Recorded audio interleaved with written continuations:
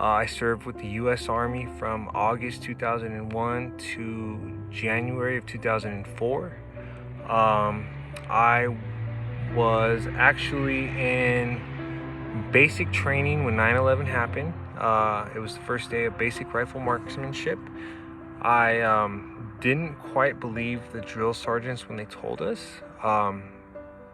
It was scary, but they had, you know, messed with us before, so we were kind of skeptical, I guess. We finished our day at the range and got back, and they took us to a bay room where there was TVs, and they showed us the live news coverage, and it definitely confirmed that we had been attacked.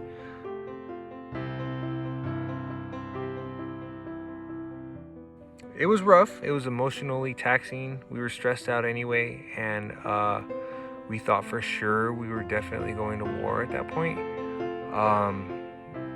You sign up, and you there's definitely a possibility that you might deploy someday. So that kind of confirmed that we might be heading that direction. My unit deployed to Iraq in April of 2003. Got to Baghdad, and I was wounded in July of 2003. I actually lost my hand and part of my foot, a couple other injuries.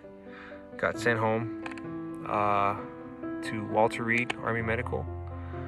I was there for about 7 months, and then I was discharged, and I was immediately rolled into the VA system. And I think me being so young and so hurt and just, angry, I had a hard time transitioning to civilian life after being in the military, and I was struggling with PTSD and all these other things. I think I resisted the VA quite a bit. Definitely could have made it a lot easier on myself, but I didn't. But I was having a hard time. It took me a few years to kind of embrace the help that I needed. And when I finally did, the transition and care program were there, and they helped me through a lot of stuff. I had many times where I called for advice. I called for help. I would call just to ask questions about appointments or just anything. I remember my case manager, I called him crying before. I was having such a hard time just trying to figure life out, and I'd call him, and he'd take the time to talk to me, and, it's something that I'll never forget. I definitely appreciate the transition and care management team, especially my care manager that I had for years. He is no longer my case manager, but I still stop by and see him just because he's just been a good guy and helped me out tremendously.